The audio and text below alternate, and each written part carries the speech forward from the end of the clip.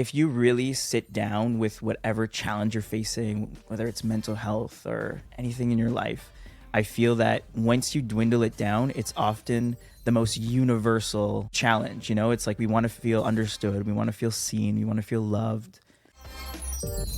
Welcome to Happy to See Me, the podcast that puts the spotlight on the overlooked and underestimated. I'm Erika Casupanan, the first Canadian to win Survivor. But before that, I was a Filipino immigrant and corporate perfectionist who felt doubted and overlooked. Now I'm here to prove that every journey, whether messy, beautiful, or unexpected, is worth celebrating. Every Monday, I bring you candid conversations and relatable pep talks with guests who've defied expectations. If you're ready to feel seen, celebrated, and empowered, you're in the right place. And here, I'm always happy to see you. Welcome to the podcast, Brandon Roy. Brandon is the founder of Happy Tears, a queer-owned Montreal-based business that creates colorful tools to inspire more mindful living. And their collection of games serves as conversation and journal prompts for more meaningful connections. And they have several different themed editions, such as date night, family, and even a pride edition with LGBT themed, which I used on the podcast a few weeks ago. Before this, Brandon was a marketing manager at L'Oreal and used his skills from the corporate world to take the leap into entrepreneurship to build a community and brand that's fueled by his purpose to inspire mindful living and leaning into the depths of the human experience to feel everything. Welcome to the podcast, Brandon. Thank you so much. I'm happy to be here. Happy to see you. I'm just happy to be here all the way from Montreal. I am so happy to see you in person. I know we met a few weeks ago at the One of a Kind show, and then now look at us, months later. Was it a few weeks or a few? Oh my God, months ago. Oh my God. Okay. It felt like weeks ago. I feel like this year has flown so quickly. Yeah. No, I've been talking about that with my friends that I'm staying with while I'm in Toronto, and we're just like, time flies. Like, it feels like every time we get together, it's been like a couple weeks. So it feels like a couple weeks, but yeah, in fact, it's been like a few months. But yeah, literally every time, like February. Whoops. Yeah, and by the time this comes out, maybe it'll be a few more weeks. Yeah, it'll be a couple. Okay, I think I have a good long-term memory, but bad short-term memory. Sure. I don't remember what I did like 2 minutes ago. Well, I was talking to you, but I love to start the episode by talking about something I was happy to see this week. Yes. So something I was happy to see this week was very simple. I was home this weekend because it's currently June as we're recording this episode, which is also Filipino Heritage Month. So I went back to my hometown of Niagara Falls for Filipino events. There's a memorial for Jose Rizal, who's this historic Filipino who visited Canada hundreds of years ago. A moment I was happy to see. 2 of my cousins have kids. One is just over 12 months old, and the other is 6 years old, I believe. Yeah. And then, so, I don't know, she's just like, the 6-year-old has had this growth spurt where now she is able to carry the baby. So I just look over and she's in her gown and the baby is he's wearing a barong. So it's like former Filipino wear. And she's just like holding him up from behind and swinging him around. And this baby is so long, he's almost as long as her. Right. But he was like chill and comfortable with it. And she had this big smile on her face. And I'm like, oh, it's the little things. What were you happy to see this week? What was I happy to see? Well, you know, we're in June, as you said, and it's Pride Month. In Montreal, we celebrate in August, but luckily I was able to come here for a few Pride events this month. So I get to celebrate for 2 months out of the year, which feels really special. But I got to go to the Pride rally with Rainbow Railroad and some great community organizers, and I just get so emo when I'm around anything, you know, queer. And I think what's been really special for me, this is a little more of a serious note, but I think what's been really special for me as I've gotten older and like really stepped into my queer identity is seeing Pride as so much more than just queer joy and queer celebration and moments to gather with your friends and go dancing. Like, it's really become time of the year where I really want to lean into the history and, you know, remember and acknowledge maybe for the first time why this started. And so I think the past couple years especially has been really about that. So I think just being in that queer rally and looking around and seeing, you know, all the different races that are coming together just to honor the queer experience, it's just really special. It's really special, you know, it's queer kinship, and I get goosebumps just like even just saying queer kinship, because we all have this like shared experience, you know, that this through line that connects us through history. And, every queer person today, you and I, we're just stepping on the shoulders of the people that have fought for us. And I feel that so deeply this time of year. So I just loved being there. See, I love that you bring that up. And this is not to pump a previous episode, but a few weeks ago when I had Eva Bloom on the podcast and we actually played Happy Tears Pride Edition, Yes. one of Eva's takeaways was something that's amazing about being part of the queer community is you think beyond yourself. You realize you're a part of this greater community and you have to be considerate of other people. You have to take care of other people. And I totally hear you. I totally agree. I think that when I was younger, when I was quote unquote an ally, I would look at Pride as this time of celebration and this time of happiness and joy. And it definitely is. Did you feel like over the last couple of years you had a moment where you realized, wow, there's more substance, there's more to Pride than just the parties? Absolutely. But if I can trace it back to one moment, I think it's just been in being, a queer founder, being a queer entrepreneur, and having to navigate that and, deciding whether even making that decision, that's a moment I remember having that conversation with myself of, do I want to promote my business as queer founded? Is that a small part of my story, or is that a really big and important part of my story that I want to showcase? And will that alienate some people that don't resonate with the queer experience? But at the end of the day, I said, I want to have customers that embrace all identities and that see this as, a significant part of me and that are proud to purchase from a queer owner, So it will alienate some, but at the end of the day, this feels the most authentic to me. And so that was that decision. Backtrack and follow my train of thought. It was just that in being a queer founder and leaning more into that over the years as an important part of not only me, but my business, I think I've just wanted to uplift the community in any way I can. And we've always donated $1 from every order to LGBT mental health, and specifically Rainbow Railroad, which is an amazing Toronto-based organization helping queer refugees. You're nodding, so I know you know them, and yes, they're wonderful. We've had Rainbow Railroad on the podcast last year during Pride Month, so huge fan of them. Yeah. Amazing work. So I think just naturally through all these elements, I'm just more and more curious about queer history. There's another podcast that I listened to called Las Culturistas, if you're familiar with Bowen Yang and Matt Rogers. And they had a trans author on recently talking about a new novel they wrote about Marsha P. Johnson.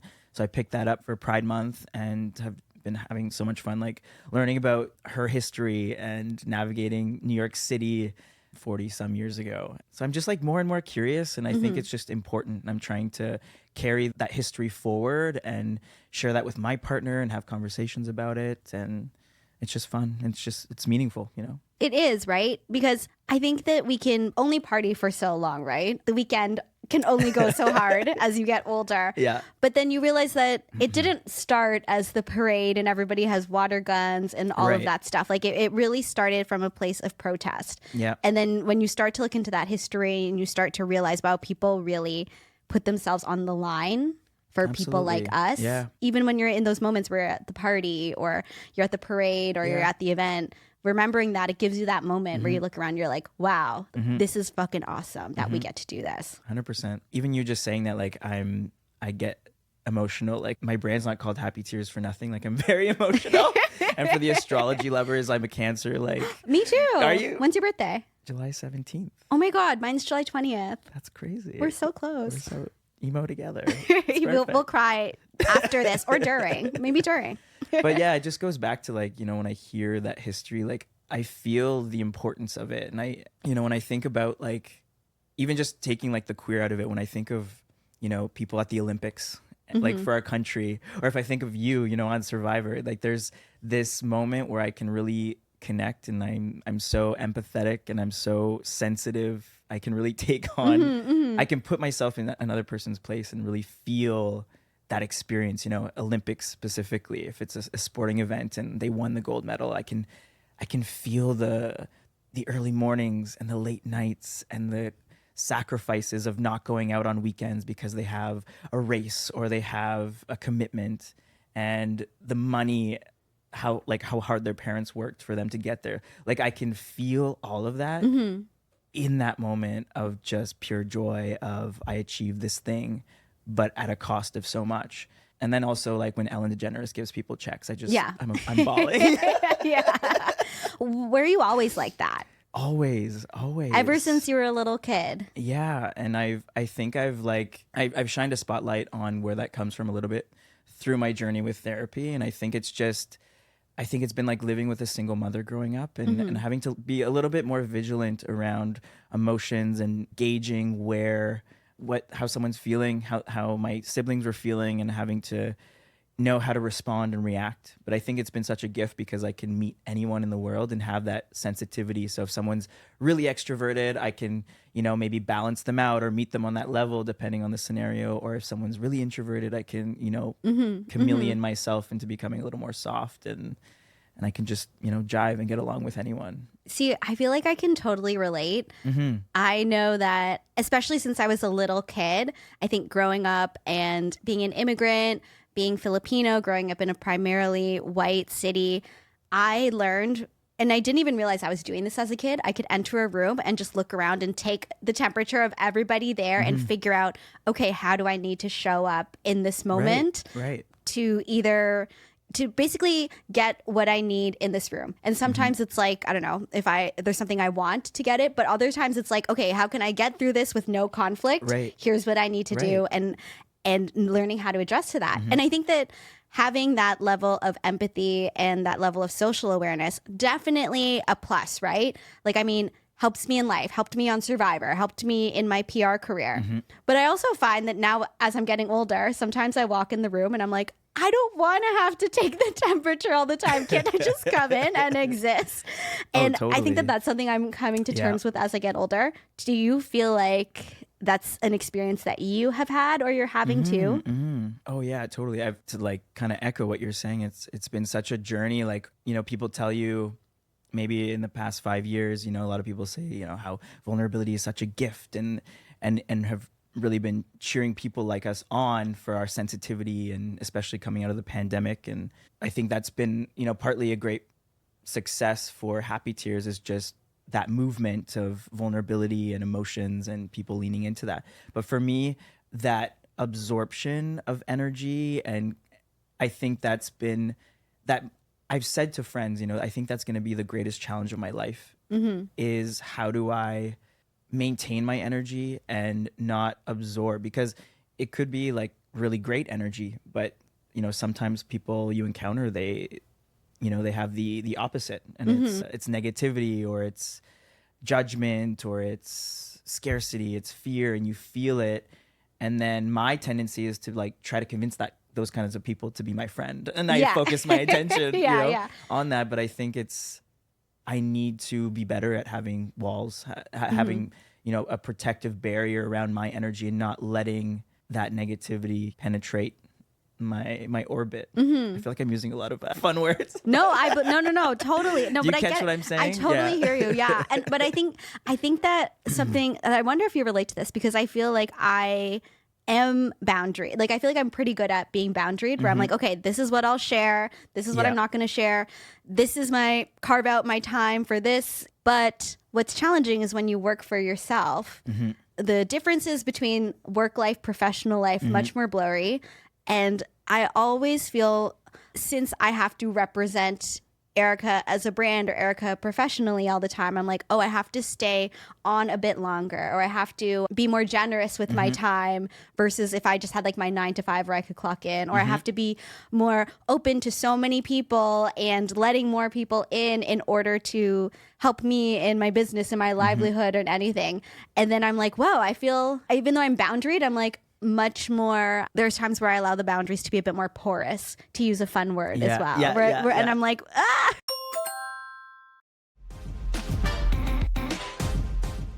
I know you have self-described as a softie, not on the podcast, but previously when we've talked. I'm sorry, I've outed you as a softie. Being able to feel your feelings, was that something that was really encouraged for you growing up, or were you more so encouraged to kind of keep everything at bay? I would say I was pretty encouraged to feel my feelings, which is, I think, why it carried out into my adulthood and present day. And business. As you can see. In business. I grew up a lot around my grandparents, and I feel like they were someone who just really like nurtured and allowed me this space to feel whatever I wanted to feel. But I think like I was often feeling those things alone in isolation. I was at a school in Montreal a couple weeks ago, and I had the privilege to go speak to a few kids and teach them a little bit about vulnerability and emotions. And we played, some questions from the Happy Tears game. And it came up the question of, what would you say to a younger generation? I think what's so universal is that we go through our youth, through our experiences, and we feel like our experiences are so unique and they're so niche and like to the point where no one could possibly understand them. And that's so isolating. And following that train of thought, we're often thinking, well, if no one could possibly feel what we're feeling, then there can't be any solutions. So I find that train of thought led me to, some of my darkest places. And I always say when I'm speaking to youth or even anyone, because I think everyone can really resonate with this message, which is just that if you really sit down with whatever challenge you're facing, whether it's mental health or anything in your life, I feel that once you dwindle it down, it's often the most universal challenge. It's like we want to feel understood, we want to feel seen, we want to feel loved. Literally. It's often loved. Yes, it's often that's it. loved, right? And there's a lot of noise around that often. There's a lot of noise and decisions we have to make and relationships we're navigating and things that trigger us. But if you really filter it all down and get quiet enough with yourself, you'll find your way back to that kind of source need that you have as a human. And that is the most universal thing. And so there are solutions, because if it's universal, there are millions, if not billions of people, if not everyone in the world that just wants to feel loved and wants to feel these, greater things of the human experience. And so there are solutions to those things. And so I tell, youth, like, once you know that, you just have to voice it. And then the sooner you're able to voice it, find the words, self-express, that's when you can get access to the tools you need to get through whatever you're going through.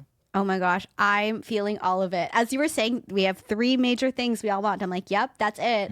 Whenever I go through a challenging time, I always ask myself questions. I'm like, okay, what am I feeling? What's behind it? And then I ask myself and go down into so many layers and layers and layers. But at the base, it's always those 3 things. We want to be understood, seen, and loved. Yeah. Is that what propelled you to go from your marketing career at this major corporation that everyone around the world has heard of to starting a business that's focused on mental health? Yeah, for a second I thought you said Happy Tears. It was a worldwide brand that everyone knew about. I was like, not quite yet. But No, we're manifesting it. We're manifesting it. Yes.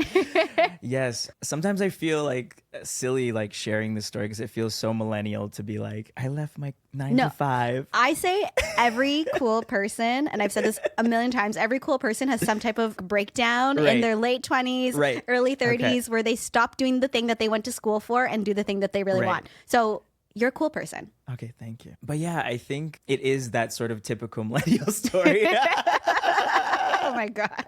But thank you for that quote. I'll tattoo that to my arm on my way out of Toronto. But I think like it was just that inflection point of being like, can I just be like a little bit happier doing something else? Could I just like find a little more meaning?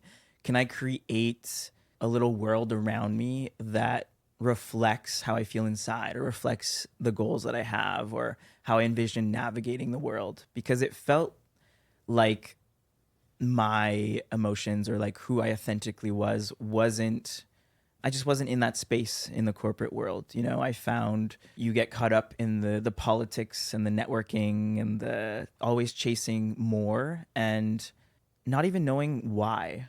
I've had a lot of conversations with my partner who's still in that world. And it's like, you can get a promotion and then it's like you're already, setting up your plan with HR to get the next one. And it's like, can we just enjoy this role and like learn and like focus on like what it's supposed to teach you and in the greater picture of your long career that you're building? And I got caught up in that for a couple of years. And then I just started asking myself bigger questions as I fell into self-development and spirituality a little bit and just thinking like, what am I chasing this for? And if I'm just focused on end goals and not really enjoying the day-to-day, the process, that just doesn't feel like me. And so I started leaning it more into the creative life, left to be happy.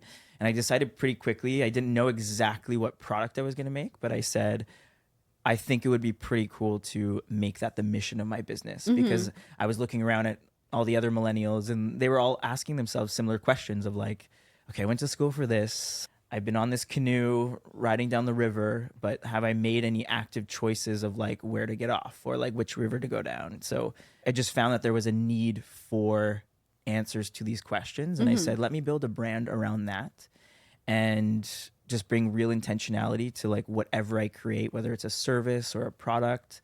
And it's funny, I don't know if you actually know this, but I started with backpacks. I didn't realize that. That was my first product, and it was really built on the simple idea of I want people to be more present in their daily life, and what's an object that they could carry around every day that could be a vibrant daily reminder to live more mindfully, more in the present. And I got a little bit of backlash from some close friends when I first started. They're like, I don't like mental health and backpacks. Like, what's the connection? But I've always been a consumer myself. I've always loved objects and I assign meaning to them. And they can, if you believe it, like you can assign meaning to them. And when you carry them, they can be these vibrant reminders. And so I understood that. And I also just said, I need to start somewhere. I need to start with something. So like, let's start with this. And within the first year, we sold out of that collection, which was pretty cool. Not without the help of friends and family, to get things rolling. But it was a fun Kickstarter project, and it forced me to really think about the brand as, a full-fledged business plan, because that's kind of what the Kickstarter format requires. It's like they want to know everything, So that was just really fun to do. And then, of course, the pandemic came around. And I was like, okay, no one's going anywhere. Yeah. So what are we going to do? And so I pivoted to journal prompts. And so I said, let's make some journal prompts for everyone at home. And it's now our best-selling product. And so I think it's out of anything, as much as like this is being enjoyed in over 17,000 homes around the world, which is so cool to say. Also my favorite number, which is fun, after my birthday. 17,000. yeah, exactly. 17,000 is my favorite number. What's your lucky number? A 5-digit number. But all that to say, like, it's so cool. But the biggest lesson, and I carry that lesson with me to this day, which is just like what can feel like a challenge is just, a moment to pivot and figure out, what's next. And I think it's because I've always had a pulse on the needs of my customers. I've been like right down there with them. And it goes back to the empathy and the emotions and just having a great, deep understanding of what they need and being able to serve them up something for that time. Has anything about the business you run and creating connection and creating community really surprised you? Has there been a customer story or something that's really surprised you? I swear you're going to make me cry again. Let's do it. Like the first thing that comes to mind is just, there was this girl who shared with me that her grandma was, sick in the hospital, and it was kind of like her last weeks alive. And she bought this game as like a way to just connect with her in those final moments. And I just totally broke down when she shared that it created moments where they were able to connect in ways that they hadn't before and share stories that they hadn't before and really add beautiful meaning to those final weeks of her life. And I'll just never forget that. It's so beautiful that something I've done has been able to facilitate something like that. And I know that even if people aren't sharing it with me, on the regular, I do get messages all the time, but even if they're not, like, I know that sometimes it's just a question that you've never asked the closest people in your life that just leads to beautiful stories or beautiful moments of connection and intimacy. So yeah, I think that was definitely up there for sure, that one. I love that you can say, even if you're not hearing them, that the work you're doing and these cards and this game, they're making an impact on someone. I love that you can really feel that and you can be so sure of that. How much do you think purpose influences you and your business?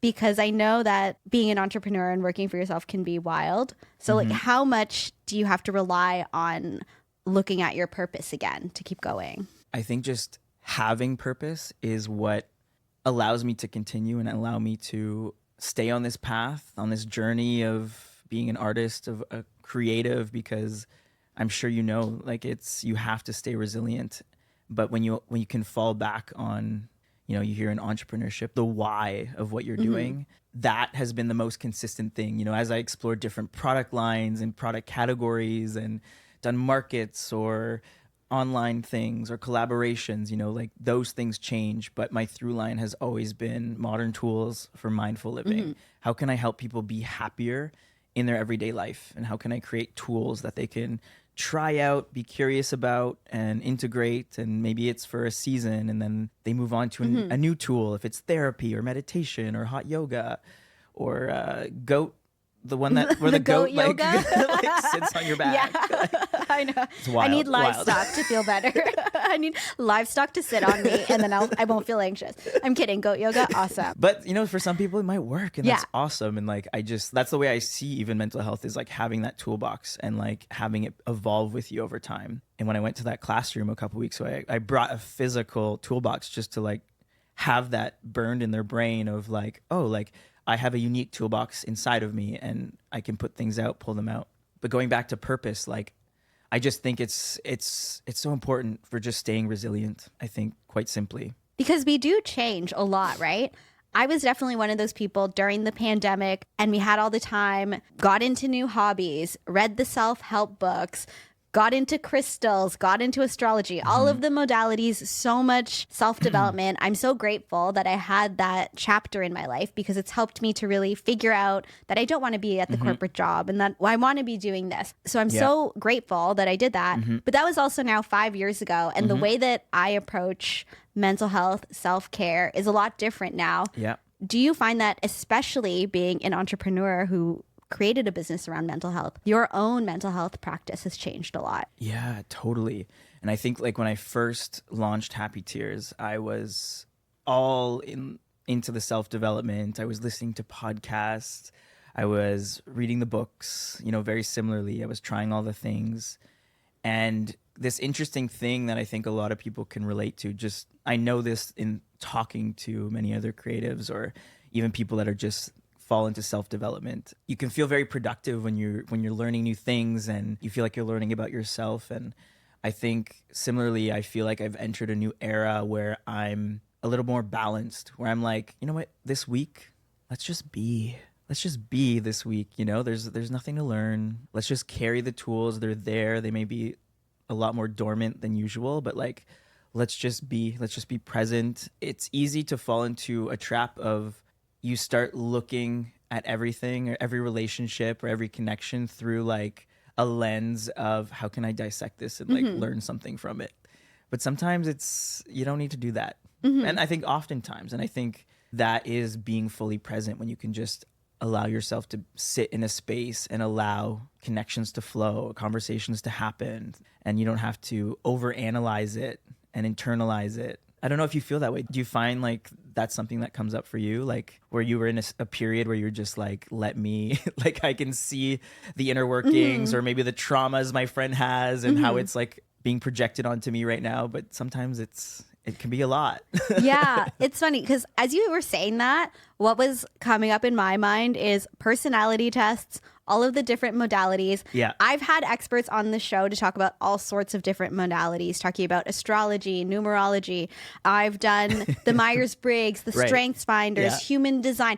I love all of it because I love being able to better understand ourselves. But I feel also there are times where I think that sometimes people take comfort in being able to put somebody into a category where it's like, okay, this person we're Cancers, so we're emotional, or this person is, I don't know, whatever Myers-Briggs thing, or this person is a dismissive avoidant, and this person is this. And we want to categorize ourselves and each other to make sense of life. But sometimes we have to actually just accept that life is a big gray area, and we have to sit with ourselves and think, okay, all this is happening. How do I feel? And I want to make sure that as I learn all this self-development stuff, and again, all of these different modalities and ways of understanding people, that I don't forget that at the end of the day, the only thing I know is how I actually feel in my gut.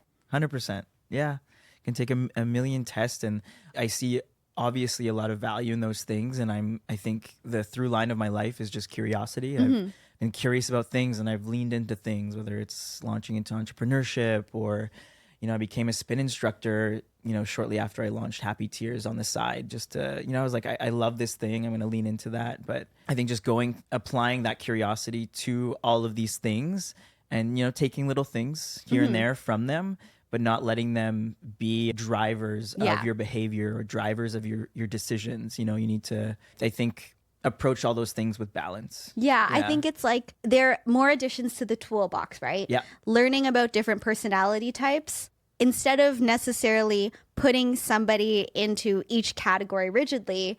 I see it as, okay, I've opened my eyes to more motivations for people or more ways that people can think and feel. And at least I can know, okay, there's different perspectives or different ways that people are doing things. Because I think for me, the fear is I'm like, oh, I don't want to be in situations where I allow myself to not be accountable to my own actions by saying, oh, it's because I'm XYZ, so that's just the way I am. I'm like, no, I don't want to allow myself to be stuck because of this thing. I want to at least invite these things in so I have more opinions, more perspectives, more ways of looking at things. Yeah. No, that's beautiful. And awesome. It also has created such a toolbox for me to better understand my feelings because I'm definitely someone I can think. I'm like good at thinking, analyzing. As I said earlier, since a little kid, I could walk into a situation, take the temperature of everyone's emotions and figure things out. But recently, within the last couple of years, I switched from doing regular psychotherapy to somatic therapy, which is much more about how you feel. And I remember I would talk to my therapist about things, and my therapist would say, okay, let's stop. How do you feel? What sensations do you feel in your body? I was like, I don't know. And my therapist had to actually send me a list of adjectives. So then I could look at the list and decide, I'm like, oh, okay, that's the one. The emotion wheel. Exactly. I know. I was like, wait, I'm smart and cool. And why is it I can't even describe how my body is feeling? But it was like I had to unlock that ability too. Oh, that's awesome. How has that helped you, would you say, in recent years? Ooh. In like we're talking about how like taking these modalities and applying them to like real life. Have you felt that in moments you've been able to utilize this kind of tool? Yeah, I would say the biggest thing is I'm able to make connections to different events.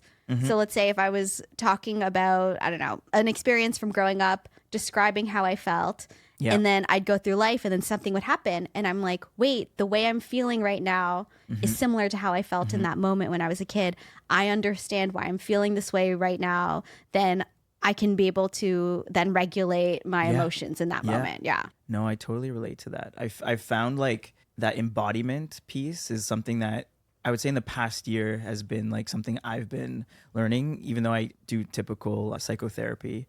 But I feel like I'm starting to ask myself that question of like when I'm feeling triggered by something, it's like, how does it feel? And it's another touch point of understanding triggers and understanding how you behave in certain situations. There's certain energies where I can feel a little more defensive, or I tighten up a little bit more. And when I notice that feeling, I can get more quickly to a self-understanding where I can be like, oh, Brandon, you're just reacting this because it's like your natural gut reaction based on your, lived experiences.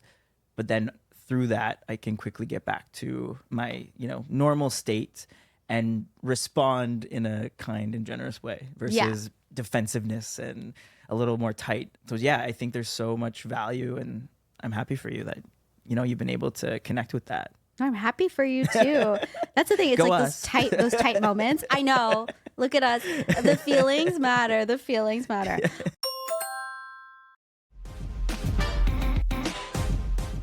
We have been talking about Happy Tears so much. Shall we ask each other a couple questions from the game? No, absolutely not. No? Okay. No, absolutely we can. Hope yes. you enjoyed this episode. Can you explain to the listeners what you have with you today? I don't want to take the thunder away from Ava because it was such a great conversation. But that was the Pride edition. Yes. So this is my original game. It's had, I think, 4 iterations visually from the outside, but the questions have always remained the same. And they're separated by 4 color categories. So, when I first launched this, I put my marketing cap on and I was like, how do we differentiate from what exists already around journal prompts and even conversation games? And no one was doing multilingual. So we have the English and French on all the cards. And then I also separated them in fun ways. So I categorized them by depth. So you have lighter icebreakers in yellow, and you can move through to the deeper blue category, which is called grab some tissues just in case. That's us, basically. So it gets a little more vulnerable, a little more personal. But yeah, so depending on the vibe, if you're on a date, Erika, and you want to, I usually say like first 5 dates, grab this one, and then maybe our date night edition for 5 or more. You gifted me the date night edition. We can't play that edition on the podcast. Too spicy? Yeah, I showed them to Eva, and Eva was like, picks up the first card, and it's, do you want to make out? So I'm like, okay, we can't play that one on the podcast. What was your answer? Eva is my friend and is in a happy monogamous relationship. Love so that. It was okay. No. Okay, it was a no. Okay, cool. Okay, should we go lighter or do we just go hard for grab your tissues? How about we do a yellow and then a blue? Okay, let's do that. That's fair. Let's do both ends. We'll start with yellow. We'll end with crying. Ooh, this is a fun one. So this is from the icebreaker level. So it's very standard. What is your favorite book or movie, and why does it speak to you? Ooh, okay. So my favorite movie since I was a kid was West Side Story. So I also grew up with my grandparents. Yeah. And because of that, I got introduced to so much of the music from the 50s and the 60s. And I knew from a young age that Natalie Wood, who played Maria in West Side Story, had the same birthday as me. Also a Cancer. Yeah. And I just loved the music. I loved the dancing. As a kid, I loved like the tragic romance. I think that there's just like so much celebration in it, so much emotional ups and downs that I've always found so much joy in watching the movie. Even when there was the Steven Spielberg remake a few years ago, I'm like, no, I enjoyed it. People were like, oh, it was just exactly the same as the original. I'm like, that's why I liked it. Yeah. Like for me, it's always a comfort watch. I try to watch it at least once a year. Oh, I love that. Do you find, is there like the storyline, because I've never seen West Side Story, but do you find that you connected to one of the main characters? Was there a through line for you that you felt resonated with you and your upbringing and your own personal story? Ooh, you know what? I never thought of it that much, but West Side Story is basically Romeo and Juliet, except it's set in New York in, I think it's like the 50s or 60s. Yeah. So Tony and his crew, they're white Americans. And then Maria and her family and her community are Puerto Ricans in America. And they fall in love. But of course, like all tragic romances, they're not allowed to be together. And I think as I think about it, I probably related to the character of Maria being somebody who was born in the Philippines and then moved to Canada as a baby and feeling like the pull between being part of one culture and not quite fitting in with the other and not really sure how you're going to be able to reconcile with the two. Yeah. I never thought of it like that. Yeah. I mean, I find there's often like a character within a story or movie that you resonate. And usually when it's someone's favorite or something that they go back to often, there's something in there. You know, for me, I think it's kind of funny, but one of my favorite movies is The Devil Wears Prada. Oh, I love it. Wait, who's your character from Devil Wears Prada? Well, I think just I really resonate with being sort of the normal girl growing up. And then it's just the transformation of like, if you work really hard, you can make your dreams come true. But then there's also that beauty of Anne Hathaway's character in the end, Andy Sachs, you know, going through and being like, oh, like, is this actually what I wanted? Like, I kind of forgot who I was because I thought I wanted to chase this thing. I think there's just beauty in that. And I really resonate with that journey. I love that movie. Yeah. I was so like, fun. Are you going to say Emily Blunt? Imagine. She eats carbs for Christ's sake. Yeah.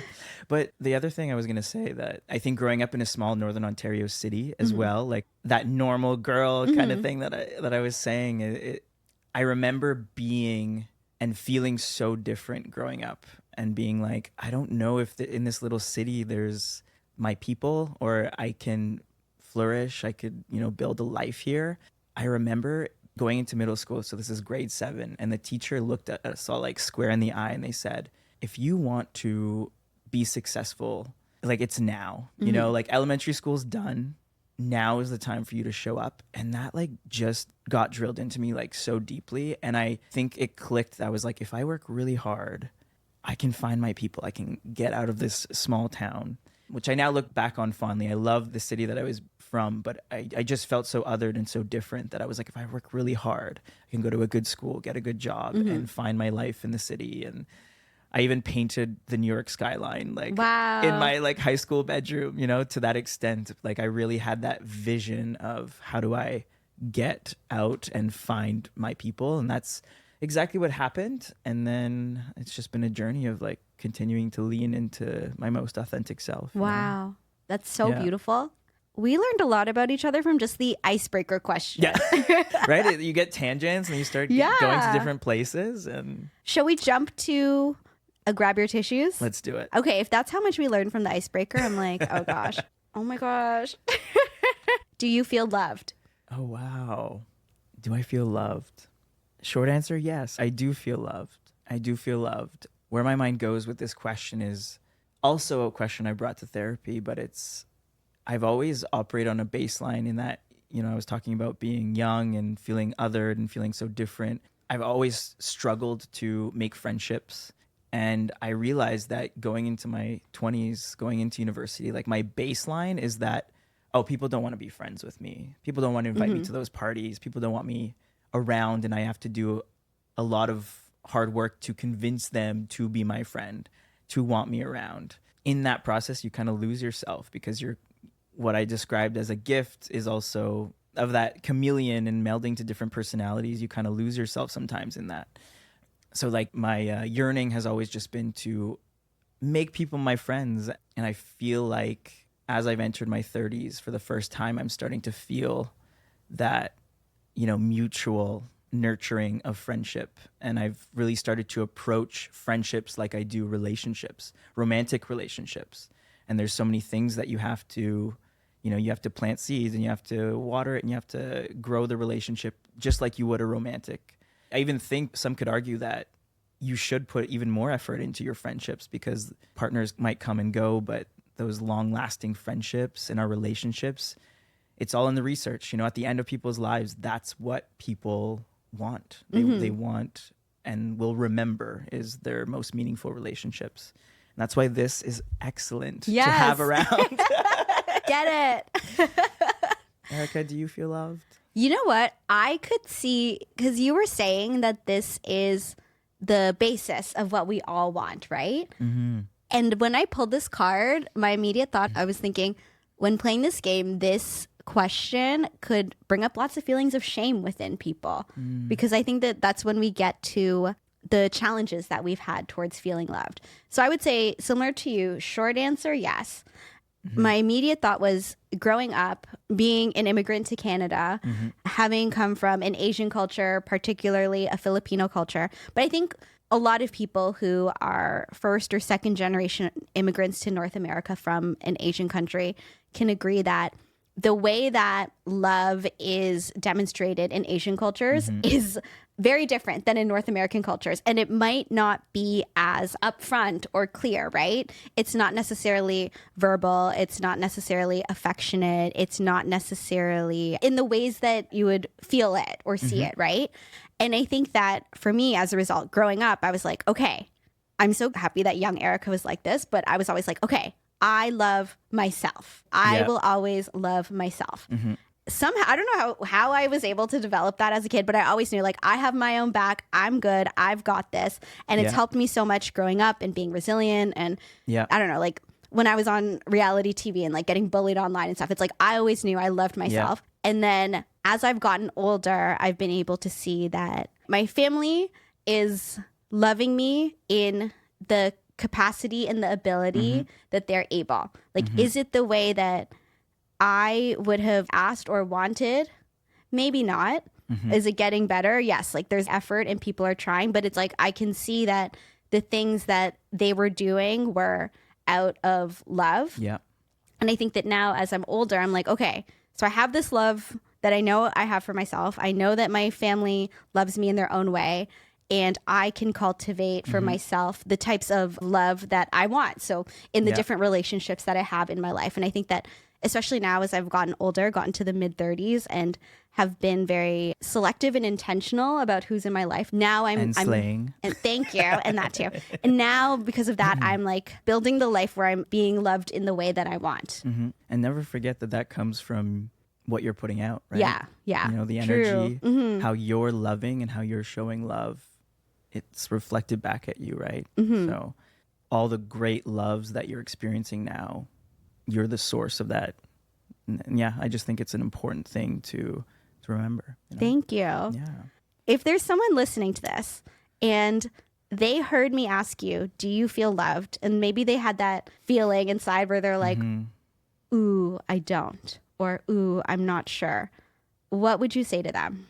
Ooh, Erika, the universal foundational question Yeah, of exactly. life. Just that little question. Yeah. I think it really goes back to like that big thing I said before, which is that it's universal. It's so universal. So if it's universal, there's tools, there's solutions, there's more questions to ask yourself, to be curious about. And I just plead that people be curious about each other. And if you're not feeling loved, it may be asking yourself, well, how am I loving others? You know, in the way that I mentioned to you, it's like if you're feeling there's a lack of love or you're not receiving the kind of love that you yearn for, remember that it's that thing. It starts with you. And so how can you modify the way that you're showing love to your friends, to your family, to your coworkers, your barista, all the touch points in your life? How can you show up in a way that you want to receive? I know that that is the foundation of getting the love that you want. I love that. Because I think I would have been like, you are love. But you're right. There are steps that someone can take to add more love to their life. Yeah. And if they might not be feeling loved right now, how can they make other people or themselves feel a bit more loved? Yeah. And just build that love snowball, you know? Yeah. Do one thing that could potentially make someone else feel loved. See how that makes you feel, and then try it again and try it again. And eventually it's going to get easier and you're going to feel that love as well. Yeah, absolutely. And I'm glad you added that, because I think a lot of the times when people aren't feeling loved or they're not feeling the things that they want, they do just need validation. So if you're with a friend who says, I don't feel loved, reassuring them that they are is like a very simple first step. Absolutely. And then hopefully through more probing and more self-reflection, you can get to that place where you're like, okay, I'm not hopeless. I'm not helpless. I can modify how I'm showing up in the world and see what happens and surrender to what happens thereafter. Wow. Really, grab some tissues. Grab some tissues. Wow. Okay. That was so amazing. What is next for Happy Tears? Oh my God. So what's been special about this year in particular is that I've been able to bring a little bit more focus to what I'm doing. So, you know, I've loved what's fun about Happy Tears in general is that I've always seen it as a lifestyle brand. So I can go into different product categories. I can start with backpacks and then go into games and then throw up some stickers. And we did a candle collaboration with a wonderful Calgary company. So it's just allowed me to play, and I'm going to continue to play. But I've really tried to bring more focus on the games, because that's the most meaningful outcomes that I've been able to realize have come through the games. And so I'm like, how do I develop those?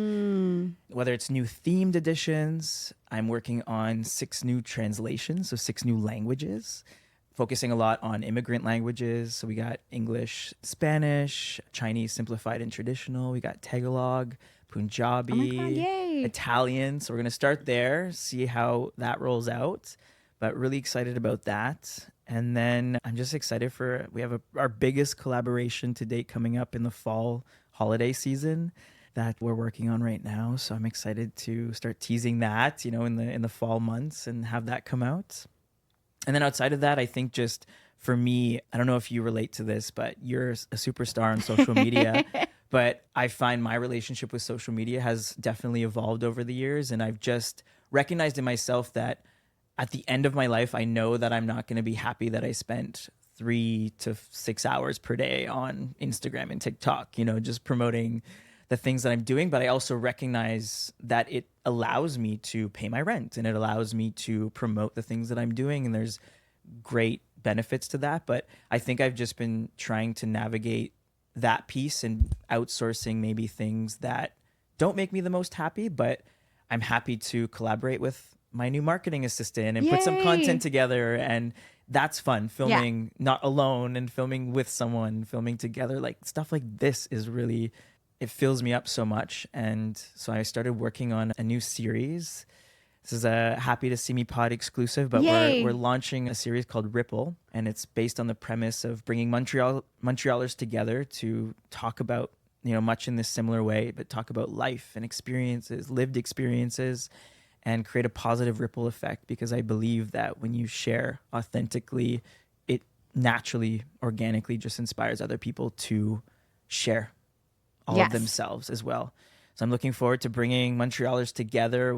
I casted 12 vibrant Montreal personalities from all walks of life. Well, we filmed our first episode last week, but they're already popping off in their own group chat. They're bonding, and like, this is real human connection that I've been craving for a couple years now. And I feel like I'm continuously leaning into things that, again, just building that little world around me that resonates. Oh my gosh, congratulations. What an achievement to even create a series like that. If people want to keep up with you and get the updates on Ripple, where can they do that? So you can follow us at happytears.ca or find us at happytears.ca for all our modern tools for mindful living, all of our vibrant stuff. So you can go find us there. Brandon, thank you for joining. Unsurprisingly, this has been a very emotional episode, as it should be. I still feel the tears in the pockets of my eyes. So thank you, and thank you for your light, and just thank you for bringing your vibrant, colorful personality out into the world. And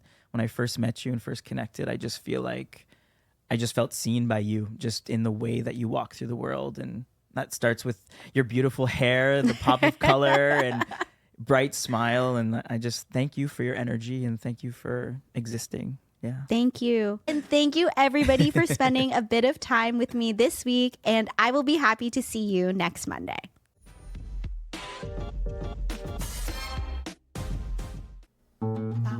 This podcast has been brought to you by the Sonar Network.